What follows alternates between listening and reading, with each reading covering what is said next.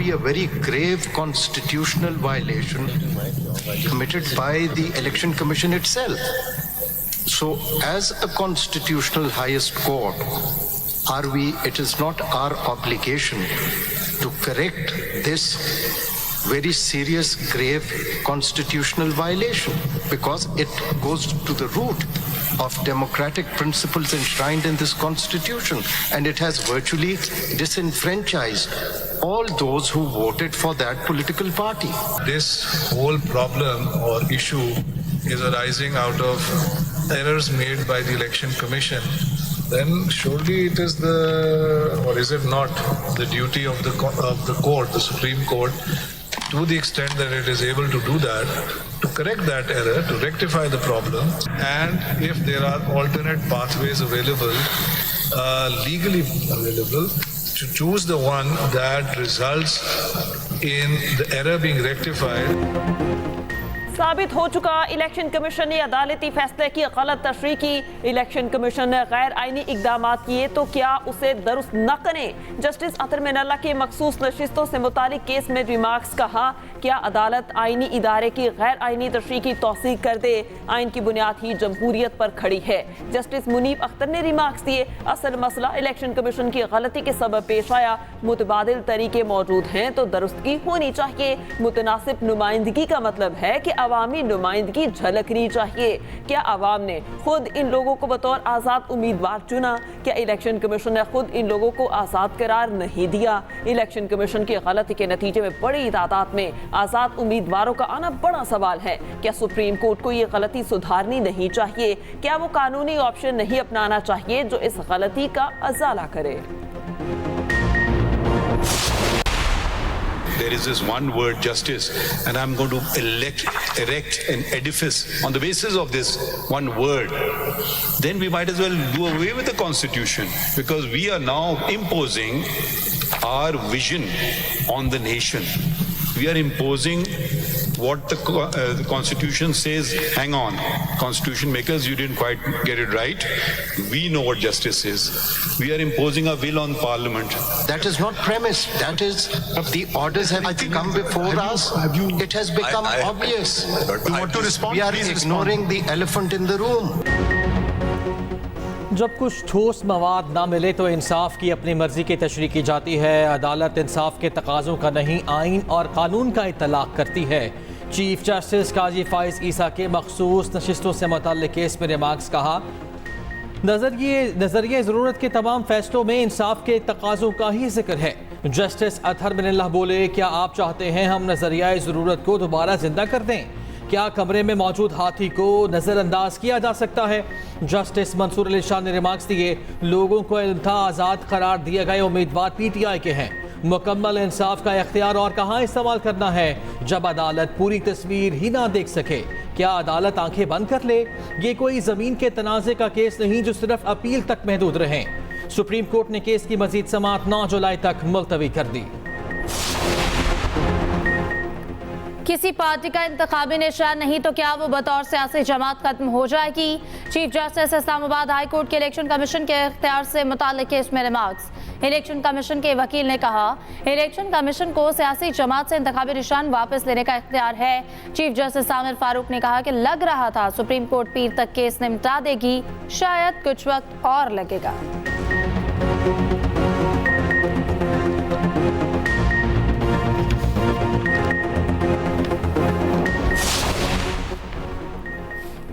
बानी PTI की गिरफ्तारी गैर कानूनी है, फौरी रिहा किया जाए। अक़वाम मुत्तहिदा के इंसानी हकूक़ के लिए काम करने वाले वर्किंग ग्रुप का मुतालबा। कहा, बानी PTI को आलमी कवानीन की खिलाफ वर्जी करते हुए कैद में रखा गया। बानी PTI तोशाखाना और साइफर केस में बज़ाहिर कानूनी बुनियादों के बगैर हिरासत में है। लगता है कि सियासी मैदान से बाहर रखने के लिए सियासी केसेस बनाए गए। इंतखाबात के दिन दर्जनों पार्लिमानी नशिस्तें हथियाई गई। मुनासिब हल ये है कि बानी PTI को फौरी तौर पर रिहा कर दिया जाए। गैर कानूनी कैद में रखने पर हर्जाना भी अदा किया जाए।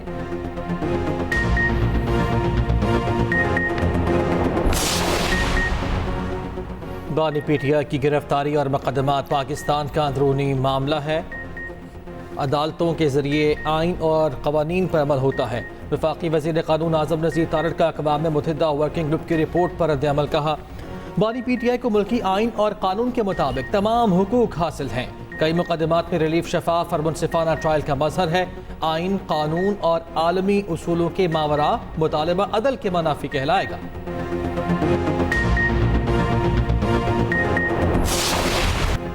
पाकिस्तान में इंतखाबात की शफाफियत का मामला हमारी तवज्जो का मरकज है। ज़ेर इल्तिवा कांग्रेसी कानून साजी पर बात नहीं कर सकते। अमरीकी महकमा खारजा के नायब तर्जुमान विद्यांत पटेल का पाकिस्तान से मुतालिक करारदाद पर रद्द-ए-अमल। कहा, अमरीकी जमहूरी निज़ाम में कांग्रेस हुकूमत की एक अलहदा शाख है। इंतखाबी धांधली का मामला पाकिस्तानी शराकतदारों से उठाते रहे हैं। हुकूमत पाकिस्तान पर जोर देते हैं कि इंसानी हुकूक और बुनियादी आज़ादियों का एहतराम करे। इसमें इजहार राय की आज़ादी, पुरअमन इज्तिमा और मजहबी आज़ादी भी शामिल है। एक सवाल के जवाब में विद्यांत पटेल ने कहा कि बानी PTI पर मुकदमात पाकिस्तान का अंदरूनी मामला है। पाकिस्तान और भारत को अपने मामलात खुद तय करने हैं।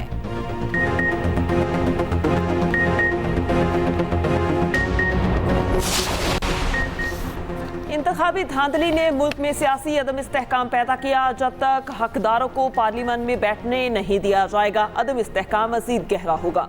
रहनुमा तहरीक इंसाफ शिबली फराज की मीडिया से गुफ्तगू। कहा, मुल्क में इस्तेहकाम तब आएगा जब सही मानों में अवामी नुमाइंदे पार्लियामेंट में आएंगे।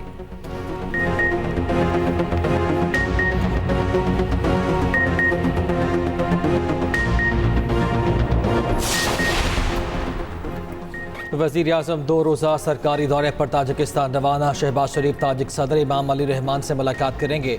मुख्तलिफ शोबों में इश्तराकी यादाश्तों पर दस्तखत की तकरीब में शरीक होंगे। नायब वज़ीर आज़म इसहाक डार, वज़ीर दिफा ख्वाजा आसिफ, वज़ीर इत्तलात अता तारड़ और मुआविन खुसूसी तारिक फातमी भी ताजिकिस्तान रवाना। ताजिक सदर वज़ीर आज़म शहबाज शरीफ और पाकिस्तानी वफ़द के एजाज़ में इशाया देंगे। वज़ीर आज़म शहबाज शरीफ कल काज़ाकिस्तान रवाना होंगे। शंघाई ताउन तंजीम और SCO+ के सरबराही इजलासों में शिरकत करेंगे। वज़ीर आज़म इलाकाई और आलमी मसाइल पर पाकिस्तान का मौक़िफ़ पेश करेंगे।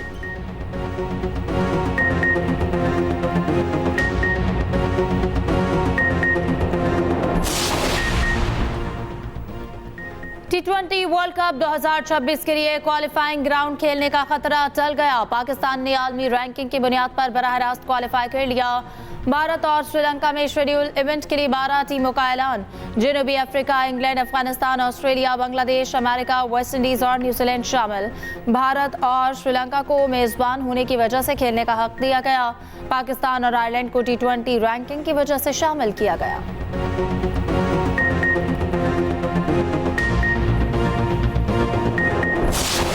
तनकीद है या जो बातें हमारे ऊपर है इस टाइम, तो हम इसके हकदार हैं। ऐसे नहीं कि हम कहें कि नहीं ये सारे लोग गलत कह रहे हैं, क्योंकि हमारी रिजल्ट ही बात करती है। हम भी मायूस थे और हमारी कौम भी मायूस होगी हमसे, क्योंकि जिस तरह एक्सपेक्टेशन थे ये, क्योंकि जब किसी एक्सपेक्टेशन ज़्यादा होती है तो उस तरह दर्द भी ज़्यादा होता है। कौम की उम्मीदों पर पूरा नहीं उतर सके, तनकीद जायज़ है। Wicket keeper batter Mohammad Rizwan की न्यूज़ कॉन्फ्रेंस। कहा, शिकस्त के बाद हम तनकीद के मुस्तहिक हैं। हार की एक वजह नहीं, बहुत सी कमजोरियां होती हैं। अफगान टीम तवक्कुआत से बढ़कर अच्छा खेली। कप्तान बाबर आजम है, मुस्तकबिल का इल्म नहीं।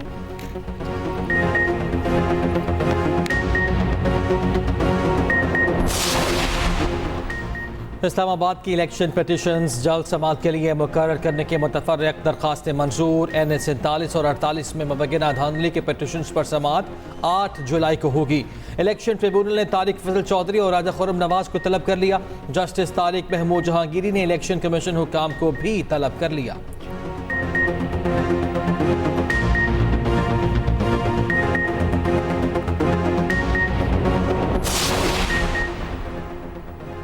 हिद्दत में ने कहा कि इसमें सजा के खिलाफ अपीलों पर समाअत। बानी PTI के वकील सलमान अकरम राजा दलाइल देते हुए बोले। मुफ्ती सईद ने कहा कि हिद्दत से मुतालिक औरत की बात हतमी है। मुफ्ती सईद और ख्वाब रमानिका ने अदालत के सामने गलत बयानी की। पूरे रिकॉर्ड को सामने रखे तो जाहिर होता है कि सियासी केस बनाया गया। एडिशनल सेशन जज अफजल मजरोका ने कहा कि अदालत ने हर सूरत 8 जुलाई तक केस खत्म करना है। अदालत ने केस की समाअत कल तक मुलतवी कर दी।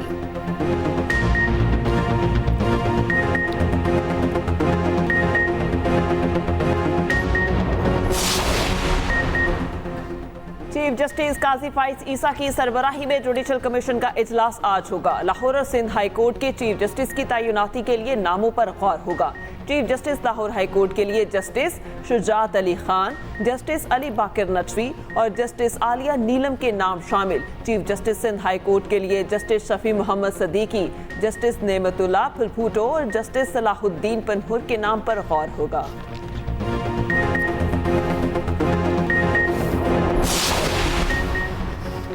दोहा में पाकिस्तान और अफगान अमूरी हुकूमत के दरमियान बाज़ाब्ता राब्ता। अफगान कॉन्फ्रेंस में शरीक पाक अफगान वफूद की मुलाकात। पाकिस्तानी वफ़द की सरबराही आसिफ दुरानी और अफगान वफ़द की क़यादत ज़बीहुल्लाह मुजाहिद ने की। पाकिस्तानी सफ़ीर ने कहा, पाकिस्तान और अफगानिस्तान के दरमियान बहुत कुछ मुश्तरक है, आम की ख्वाहिश दोनों तरफ मौजूद है। अफगान वफ़द ने कॉन्फ्रेंस में अफगान मौक़िफ़ की हिमायत पर पाकिस्तान का शुक्रिया अदा किया।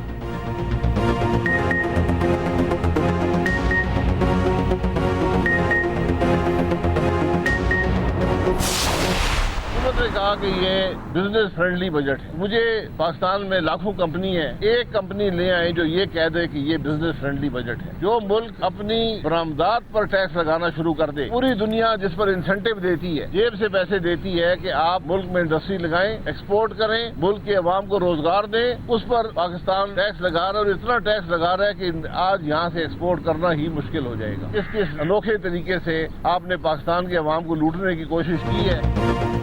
हुकूमत नैब को खत्म करने का वादा करके इक़्तिदार में आई, ऑर्डिनेंस जारी करके नैब को मजीद मजबूत कर दिया गया। साबिक वज़ीर आज़म शाहिद खाकान अब्बासी की हुकूमत पर तनकीद। कहा, बजट में सिर्फ अवाम पर टैक्स का बोझ डाला गया। मुल्क की कोई एक कंपनी बता दे कि ये बिजनेस फ्रेंडली बजट है। दुनिया में ऐसी मिसाल नहीं मिलती कि टैक्स की अदायगी के लिए भी टैक्स लगाया गया हो। अनोखे तरीकों से अवाम का बोझ बढ़ाया जा रहा है।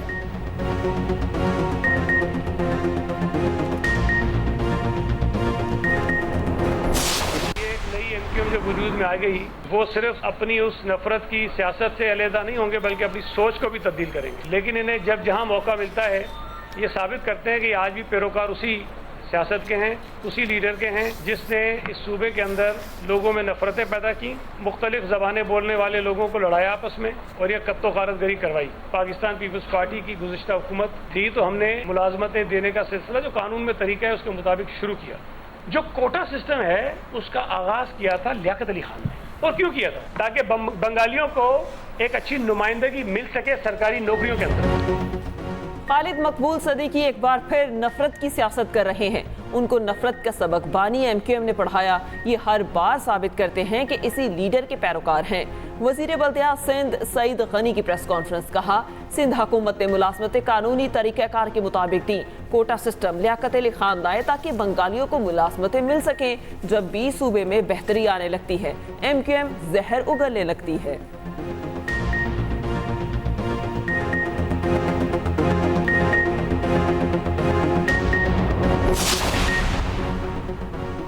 मुल्क में बारिशों के बाद हाब्स का राज। हवा में नमी बढ़ने से सांस लेने में दुश्वारी। खैबर पख्तूनख्वा में बादलों का राज। दीद के मुख्तलिफ इलाकों में गरज चमक के साथ बारिश। गर्मी का जोर टूट गया। उधर बलूचिस्तान में कल से बारिशों के नए स्पेल की पेशगोई। ज़ियारत, खुजदार, कल्लात, लसबेला और जोब में बारिश का इम्कान। आवारान, बारखान, डेरा बुगटी और मकरान में भी बादल बरसेंगे।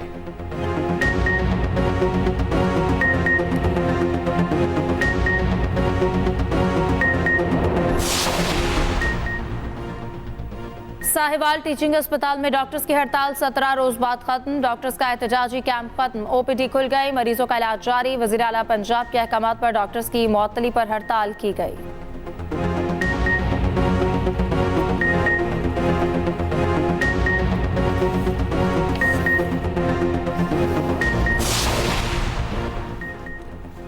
अजीम सूफी बुजुर्ग हजरत बाबा फरीदुद्दीन मसूद गंज शकर का 782वां उर्स। मुल्क भर से ज़ायरीन की बड़ी तादाद की पाकपतन आमद का सिलसिला जारी।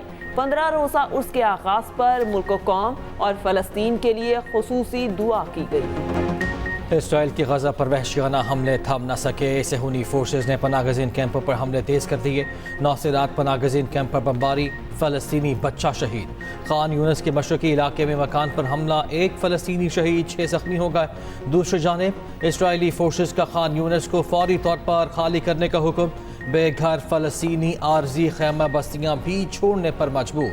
उधर गजा में इसराइली फौज और फ़लस्तीनी मज़ाहमती ग्रुपों में शदीद झड़पें, कई इसराइली फौजी मारे गए।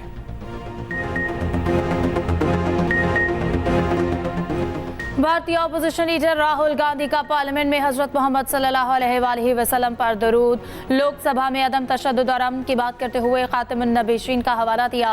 कहा दुनिया की तमाम अजीम हस्तियों ने अदम तशद्दुद और खौफ को खत्म करने की बात की और बताया कि डरना नहीं चाहिए। राहुल गांधी की बीजेपी समेत हिंदू इंतहा पसंद जमातों पर शदीद तनकीद। कहा बीजेपी के रहनुमा नफरत, खौफ और तशद्दुद फैला रहे हैं, ये हिंदू नहीं है।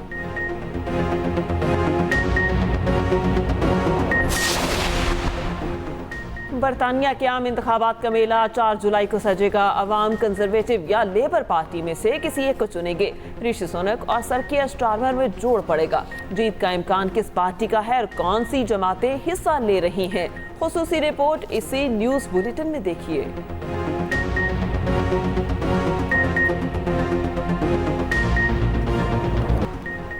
स्क्वॉश के मैदान में पाकिस्तान के लिए एक और एजाज। नासिर इकबाल ने ऑस्ट्रेलिया में होने वाली बेंडिगो ओपन स्क्वॉश चैंपियनशिप जीत ली।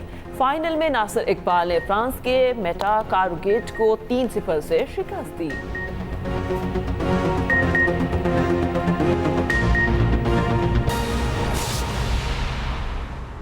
190 million pound reference Bushra Bibi की दरख्वास्त से जमानत मंजूर। रावलपिंडी की खुसूसी एहतसाब अदालत ने बुशरा बीबी की जमानत कबल अज़ गिरफ्तारी मंजूर की। डिप्टी प्रोसिक्यूटर जनरल ने मौक़िफ़ इख्तियार किया कि जब वारंट गिरफ्तारी जारी नहीं हुए तो दरख्वास्त जमानत गैर मुअस्सर है। इसी पर बात करेंगे। इमरान असगर हमारे साथ मौजूद हैं।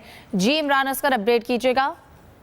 जी बिल्कुल, जैसा कि आपने बताया, नायब अदालत के जज अली बुढ़ाइच ने आज बुशरा बीबी की जो जमानत कबल अज़ गिरफ्तारी की दरख्वास्त थी वो मंजूर कर ली है। बुशरा बीबी को जमानत कबल अज़ गिरफ्तारी मिल चुकी है, जबकि सलमान सफदर जो बुशरा बीबी के वकील हैं उन्होंने इस दरख्वास्त को जो है वो प्लीड किया। दूसरी जानिब सरदार मुजफ्फर अब्बासी जो एडिशनल डिप्टी प्रोसिक्यूटर है नैब के, उन्होंने इसमें दलाइल दिया और उनका यही कहना था कि नैब इसको दरख्वास्त के खिलाफ बिल्कुल आर्गूमेंट नहीं करेगी क्योंकि नैब के पास अरेस्ट वारंट ही नहीं है, यानी कि हम बुशरा बीबी को गिरफ्तार ही नहीं करना चाहते।